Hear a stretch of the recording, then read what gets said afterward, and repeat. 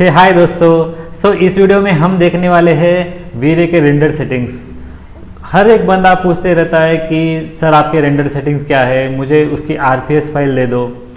Actually मैं मेरे source file में ज़्यादा शेयर नहीं करता हूँ क्योंकि वही मेरा ब्रेड बटर होता है, आप लोग समझ सकते हो। लेकिन चलो मैंने सोचा कि इसी पे ही क्यों ना हम वीडियो बनाया जाए।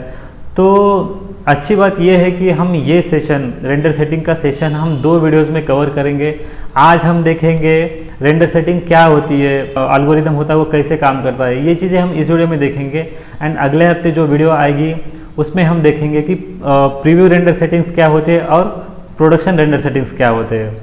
तो रेंडर सेटिंग्स आपका क्वालिटी इम्प्रोवाइज करते हैं डेफिनेटली, लेकिन आपका जो टेक्सचर की क्वालिटी, मॉडल की क्वालिटी, ये रेंडर सेटिंग नहीं करता है। ये एक अलग पोर्शन है, वो एक अलग पोर्शन है। ये सबका एक मिला जुला एक पंच होता है जिसकी वजह से आपकी क्वालिटी ऑसम दिखने लगती है, आउटपुट की क्वालिटी।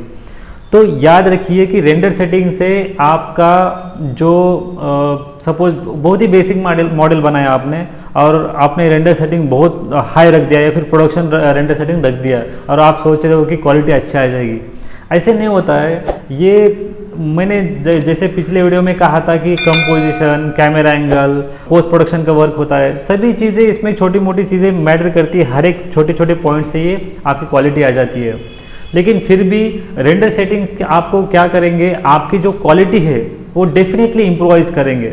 ये और एक चीज़ याद रखिए इसमें कि ये तराजू की तरह होता है। सपोज आप ऐसा सोच रहे हो कि आपकी क्वालिटी अच्छी चाहिए तो आपको डेफिनेटली रेंडर का टाइम आपको ज़्यादा देना पड़ेगा। और सपोज आपने ऐसा रेंडर सेटिंग्स लो रख दिए तो आपकी क्वालिटी भी थोड़ी सी डिक्रीज हो जाएगी। तो आपको कहीं ना कहीं दोनों में बैलेंस रखना पड़ता है।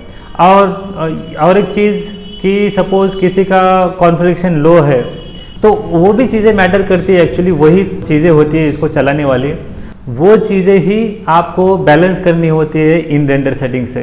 तो चलिए ज़्यादा बातें ना करते हुए सीधे चलते हैं 3ds Max के अंदर।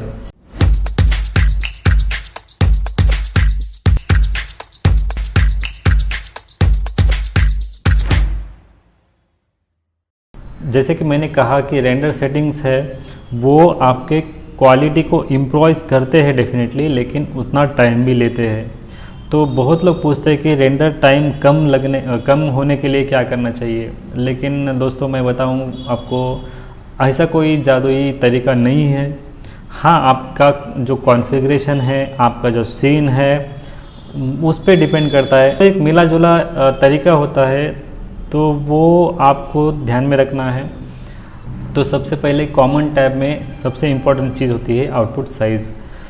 अब हर एक चीज़ मैटर करती है, लेकिन हम वही चीज़ देखेंगे जो हमें काम में आएगी, ठीक है, अभी फ़िलहाल के लिए।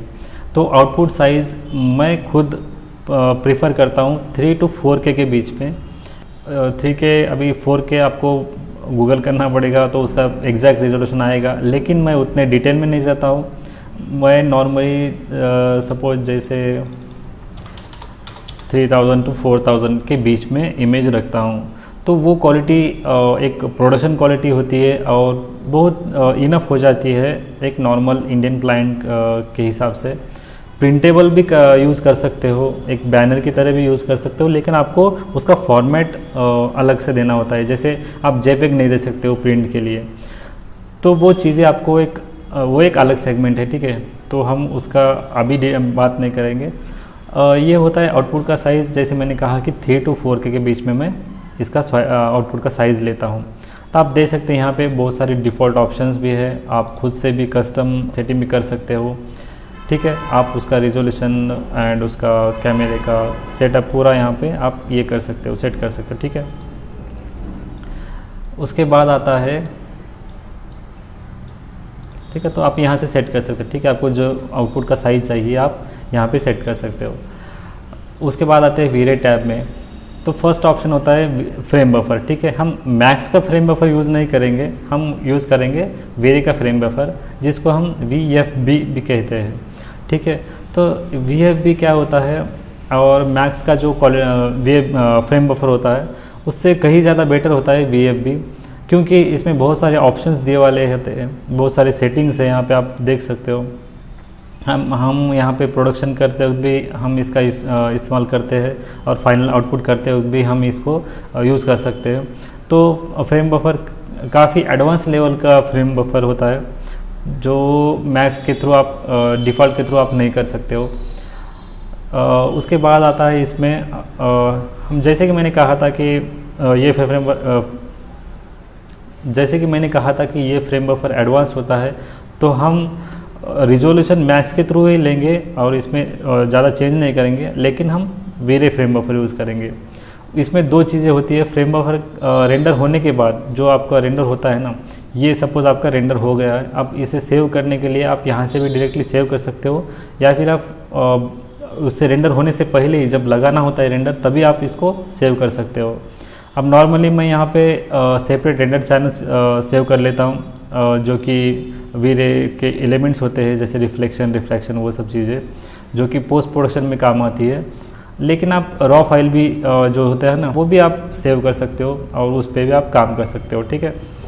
तो ये चीज़ें हो गई इसमें वीरे फ्रेम बफर में। उसके बाद आता है ग्लोबल स्विचेस। ग्लोबल स्विचेस एक नॉर्मली अपने लैंग्वेज में कहा हो तो इसे हम एक मेन स्विच बोर्ड कह सकते हैं, जहाँ पे भी पूरे घर के लाइट्स चलने लगती है। तो उसी तरह से यहाँ पे भी स्विचेस होती है, जैसे कि डिस्प्लेसमेंट लाइट्स जो भी आपको दिख रही है। हम यहाँ इसे डिफ़ॉल्ट ही छोड़ेंगे, क्योंकि डिफ़ॉल्ट ही बहुत अच्छा ये काम करता है। हाँ, अगर आपको डीपली सीखना है तो आप उनके साइट पे जाके आप हर एक पोर्शन का, हर एक सेगमेंट का आप नॉलेज ले सकते हो।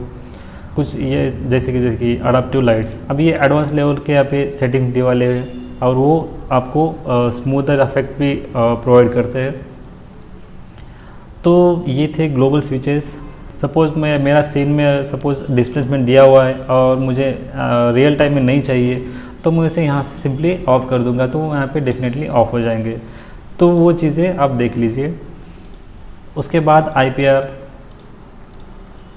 यानी इंटरैक्टिव प्रोग्रेसिव रेंडर होता है। जैसे आपने एनएफएस खेला होगा, जैसे ही कार आगे मूव होती है तब आपको आगे ट्रीज, रोड, जो भी ऑब्जेक्ट्स होती है वो दिखने लग जाती है, तो उसे रन टाइम रेंडर कहते हैं एक्चुअली। तो उसी की तरह ये होता है, ये धीरे धीरे करते प्रोग्रेसिव में रेंडर होता है। एक्चुअली मैं प्रोग्रेसिव रेंडर ज़्यादा यूज़ नहीं करता हूँ, मैं प्रोडक्शन रेंडर ही यूज़ करता हूँ, जो बकेट रेंडर होता है। तो ये होता है ऐसे, एक बेसिक सीन है, इसी की वजह से ये आउटपुट आपको दिखने लगता है। तो ये यहाँ पे आप स्टॉप कर सकते हो, या फिर जो रियल टाइम में सपोज़ मुझे इसका टेक्सचर कुछ चेंज करना है तो आप प्रोग्रेसिवली इसमें आप देख सकते हो इंटरैक्टिव रेंडर में। तो यही होता है इसका फ़ायदा ज़्यादा।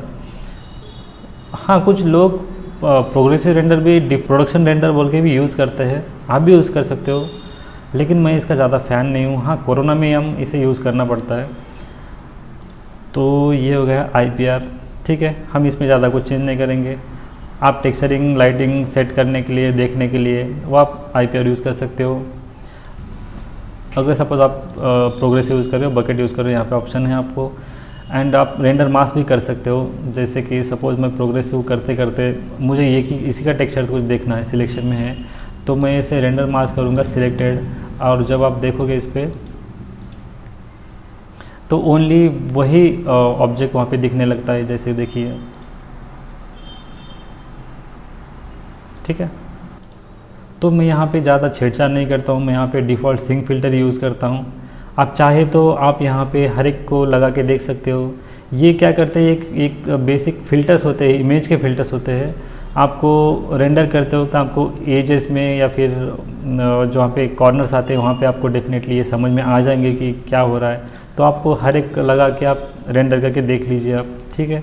तो इसको आप टाइम देना पड़ेगा आपको ये सीखने के लिए आपको डेफिनेटली कुछ वक्त देना पड़ेगा। एक ही सीन में एक ही लाइट सेटअप, एक ही मटेरियल के साथ आपको रेंडर सेटिंग, सिर्फ रेंडर सेटिंग ही खेलना है, तो आपको चीज़ें समझ में आ जाएंगी।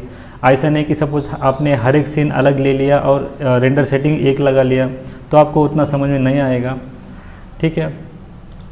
अभी जैसे कि सपोज़ अपने इन्वायरमेंट है, सपोज़ यहाँ पे जो मैंने सपोज़ HDR लगा लिया या फिर वीरे स्काई यूज़ कर रहा हूँ, उसके अलावा भी मुझे रिफ्लेक्शन में या फिर इन्वायरमेंट में कुछ और चाहिए, तो मैं यहाँ पे उसे दे सकता हूँ यहाँ से। तो ये कुछ चीज़ें हैं, आप देखिए यहाँ पे नीचे। उसके बाद आते हैं GI टैब में। अब GI यानी ग्लोबल इल्यूमिनेशन होता है, जो लाइट बाउंस होके इल्यूमिनेट होता है हर एक, इसे हम GI कहते हैं एक्चुअली। आर्टिस्टिक या फिर एनिमेशन के फील्ड में या फिर आर्किटेक्चर के विजुअलाइजेशन फील्ड में हम उसे इल्यूमिनेशन कहते हैं। तो यहाँ पे बेसिकली मेरे फेवरेट 2 इंजिन्स है प्राइमरी इंजिन में, एक है इरेडियंस मैप और एक है ब्रूट फोर्स। अब हर एक का एक फ़ायदा होता है, हर एक का एक ड्रॉबैक होता है। ये एक एल्गोरिदम है एक्चुअली, वो लाइट कैसे बाउंस करता है वो उसका एक हर एक अलग अलग तरीका होता है एक्चुअली। वो आपको उनके साइट पे ही जाके सीखना है, या फिर आप गूगल सर्च कीजिए कि ब्रूट फोर्स एक्चुअली क्या होता है और उसका एल्गोरिदम कैसे काम करता है। तो जब मुझे फाइनल प्रोडक्शन रेंडर के लिए मैं ब्रूट फोर्स यूज़ करता हूँ, लेकिन सपोज़ क्लाइंट के कुछ चेंजेस होंगे डेफिनेटली, ऐसा अगर मुझे लगा तो मैं उस वक्त इरेडियंस मैप यूज़ करता हूँ, जो कि थोड़ा सा टाइम सेवर है। एंड इरेडियंस मैप के साथ हम लाइट सिलेक्ट के जो ऑप्शन है वो अभी फ़िलहाल तो अभी वीरे वालों ने नहीं दिया है अपने को, तो उसके लिए हमें ब्रूट फोर्स यूज़ करना होता है। ये हो गया प्राइमरी इंजन। तो मेरे 2 लाइट कैश आप डेफिनेटली मत यूज़ कीजिए प्राइम के साथ। Secondary engine definitely light cash use कीजिए, आप ब्रूट फोर्स के साथ मत जाइए इसमें, क्योंकि दोनों भी अगर वो कर दिया तो टाइम तो बाप रे बाप बहुत लग जाता है उसमें। तो डेफिनेटली आप लाइट कैश के साथ ही जाइए। ये 2 अगर रेंडर सेटिंग आपने यहाँ पे चेंज कर लिया तो उसके अलग अलग से यहाँ पे सेटिंग्स आ जाती है। ब्रूट फोर्स के ज़्यादा सेटिंग नहीं होते हैं इसके, लेकिन लाइट कैश के होते हैं। तो यहाँ पे प्रीसेट भी है, एंड आप जैसे उनके क्विक रेंडर सेटिंग होते हैं तो यहाँ से भी आप चेंज कर सकते हो, ठीक है। एक्सटीरियर इंटीरियर का यहाँ पे भी क्विकली सेट कर सकते हो। ये भी अच्छे काफ़ी अच्छा उनका दिया हुआ है। आपको ज़्यादा कुछ नॉलेज अगर नहीं है तो आप यहाँ पे सिंपल 2-3 स्लाइडर इधर उधर करके आप कर सकते हो। तो हम ज़्यादा डीपली इसमें नहीं जाएंगे। आप देखिए इसमें उनके साइट पे जाके देख लीजिए कि ये हर एक पोर्शन यहाँ पे कैसे काम करता है। और जब इरेडियंस में आप लेते हैं तो इसके भी अलग से कुछ सेटिंग्स आ जाते हैं यहाँ पे, ठीक है। हाई, लो, वेरी लो, ठीक है, हर एक से प्रीसेट है। इस वक्त तो हम ब्रूट फोर्स और लाइट कैश के साथ जाएंगे। एंड ये होते हैं कुछ सेटिंग्स, ये इसमें ज़्यादा ट्विक्स करने की ज़रूरत नहीं है। इसे जितना डिफ़ॉल्ट है उतना डिफ़ॉल्ट ही छोड़ दीजिए। एंड उसके बाद आता है लास्ट में रेंडर एलिमेंट्स। इसमें सपोज़ आपको लेना है तो जैसे कि lighting and global illumination and reflection, इस तरह से आप ले सकते हो। ये आपको जब फाइनल प्रोडक्शन करना होता है उस वक्त आपको ये काम में आती है। तो आप यहाँ पे उन्हें पासेस यहाँ पे सेव कर सकते हो। यहाँ पे ये डिफरेंट सेपरेट पासेस यहाँ पे सेव हो जाएंगी, तो आप फोटोशॉप में जाके उन्हें ब्लेंडिंग करके एक के ऊपर एक रख के आप उसे यूज़ कर सकते हो। तो दोस्तों ये था एक बेसिक रेंडर सेटिंग्स क्या होता है उस पर वीडियो।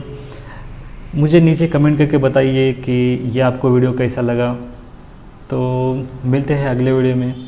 तो दोस्तों ये थी कुछ बातें जो आपको ध्यान में रखनी चाहिए। सेकंड थिंग, जो रेंडर सेटिंग्स के हर एक पॉइंट होता है, तो आपको अगर जो बंदा अच्छा सीखना चाहता है तो मेरा यही कहना है कि आप प्रॉपर उनके साइट पे जाइए और हर एक पॉइंट जो उन्होंने वहाँ पे टिक वाला होने दो या फिर कोई पॉइंट दिया वाला है, तो आप हर एक पॉइंट को वहाँ पे डीपली वहाँ पे नॉलेज लीजिए वहाँ से कि क्या होता है, क्या कैसे काम करता है।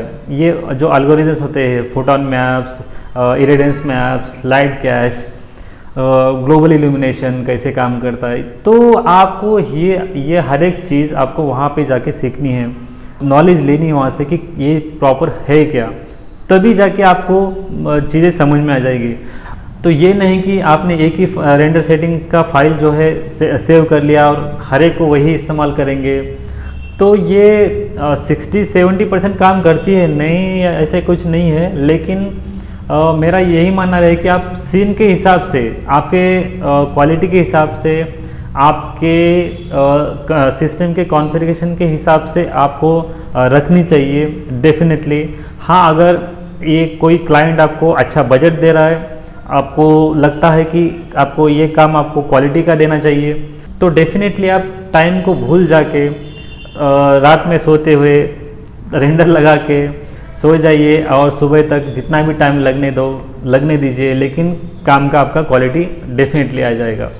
तो दोस्तों ये था आज का वीडियो। तो अगला वीडियो इससे भी इम्पोर्टेंट होने वाला है, क्योंकि उसमें होगा preview settings and second production settings. वो चीज़ें क्या है हम देखेंगे अगले वीडियो में।